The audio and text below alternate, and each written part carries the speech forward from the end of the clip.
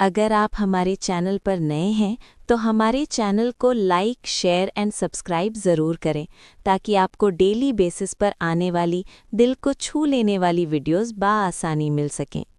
कुछ मोहब्बतें अचानक नहीं होती, वो आहिस्ता आहिस्ता इंसान के वजूद का आदी हो जाती हैं।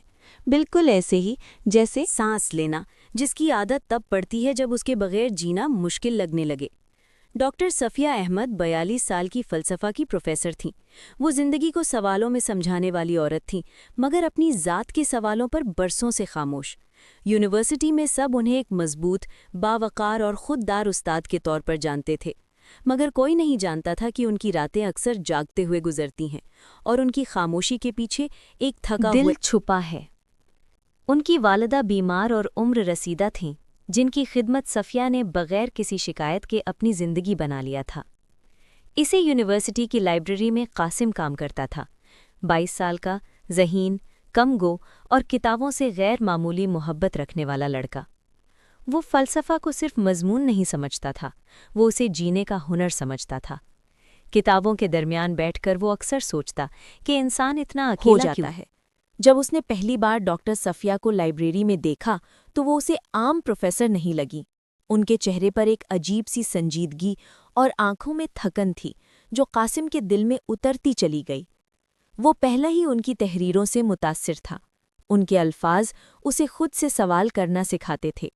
इसीलिए उसने हिम्मत करके उनकी नई किताब की रिसर्च में मदद की पेशकश कर दी। सफिया ने इब्तिदा में उसे एक तालिबे इल्म ही समझा, मगर कासिम के लहजे में अदब था, बातों में वज़न था और नीयत में सच्चाई। वक्त के साथ कासिम उनका रिसर्च असिस्टेंट बन गया। वो घंटों किताबें खंगालता, हवाला जात तलाश करता और बग़ैर थके सफिया के साथ काम करता। आहिस्ता आहिस्ता वो सिर्फ कागज़ों और किताबों तक महदूद नहीं रहा, बल्कि सफिया की ज़िंदगी के उन हिस्सों तक भी पहुंच गया जहां आम लोग नहीं पहुंच पाते। कासिम सफिया की वालिदा का भी खामोशी से ख्याल रखने लगा। कभी दवाएं ले आना, कभी डॉक्टर के पास छोड़ देना, कभी बस उनके पास खामोश बैठ जाना। वो कुछ कहता नहीं था, मगर उसका होना ही काफ़ी होता था। सफिया ये सब देखती रहीं। पहली बार उन्हें महसूस हुआ कि कोई उनके बोझ को बग़ैर कहे समझ रहा है, कोई है जो उनकी थकन को लफ्ज़ों के बग़ैर पढ़ लेता है। यही एहसास आहिस्ता आहिस्ता दिल में जगह बनाने लगा और सफिया खुद भी नहीं जान पाई कि कब कासिम उनकी ज़िंदगी की ज़रूरत बन गया। एक शाम बारिश हो रही थी, बादल ज़ोर ज़ोर से बरस रहे थे जैसे आसमान भी अपने अंदर का बोझ हल्का कर रहा हो। लाइब्रेरी में गहरी खामोशी थी, सिर्फ बारिश की आवाज़ और कागज़ों की सरसराहट।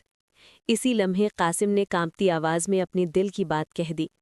उसके अल्फाज ज़्यादा थे, मगर सच से भरे हुए। ये कोई ज़िद नहीं थी, कोई मुतालिबा नहीं था, बस एक एतराफ़ था जो अब दिल में कैद नहीं रह सकता था। सफिया के दिल में खौफ उतर आया। उम्र का फ़र्क, समाज की बंदिशें, लेकिन कासिम की आंखों में जो सच्चाई थी वो उसे अनदेखा नहीं कर सकती थी। यूनिवर्सिटी का माहौल और वो मकाम जिस तक उन्होंने पूरी ज़िंदगी लगा दी थी, मगर जब उन्होंने कासिम की आंखों में देखा तो वहाँ सिर्फ खुलूस था, एहतराम था और वो सच्चाई थी जो दिल को झुटलाने नहीं देती।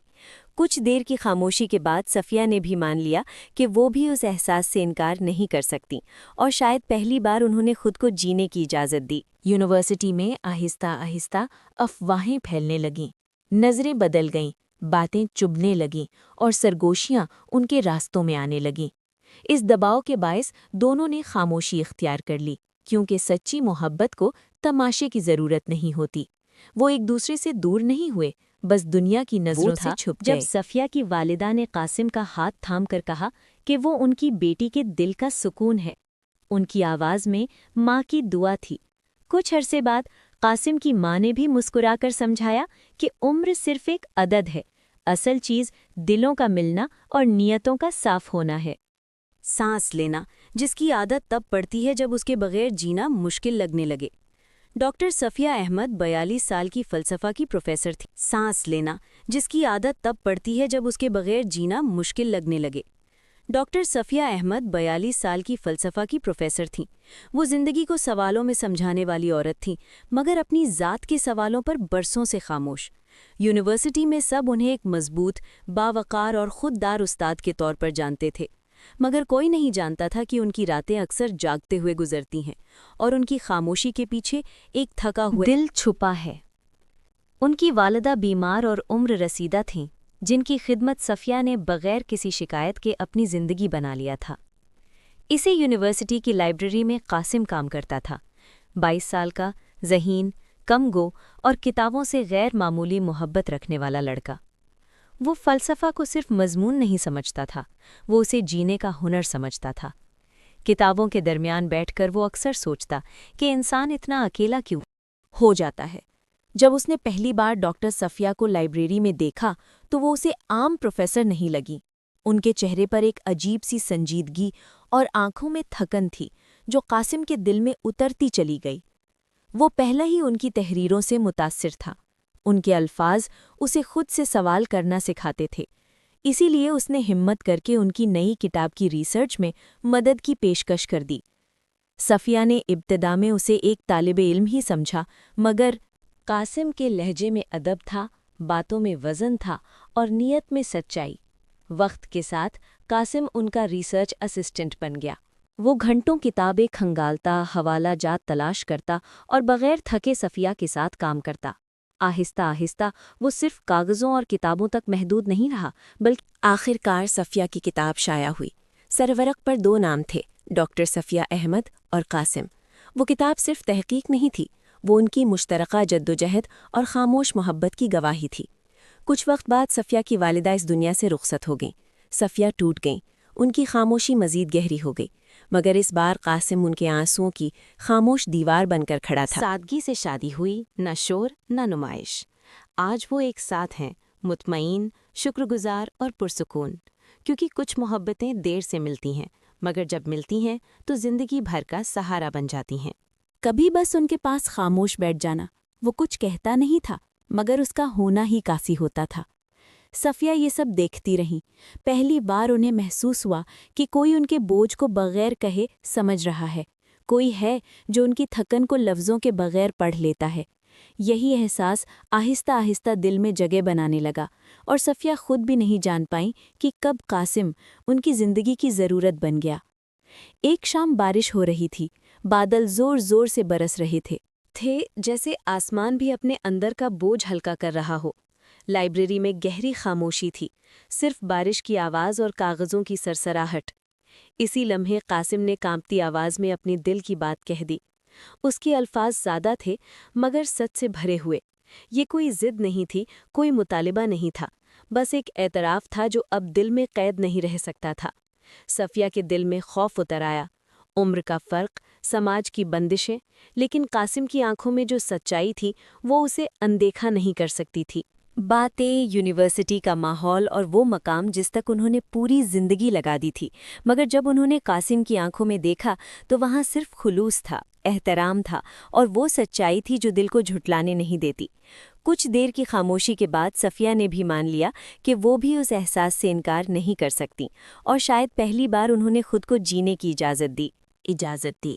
یونیورسٹی میں آہستہ آہستہ افواہیں پھیلنے لگیں، نظریں بدل گئیں، باتیں چبھنے لگیں اور سرگوشیاں ان کے راستوں میں آنے لگیں۔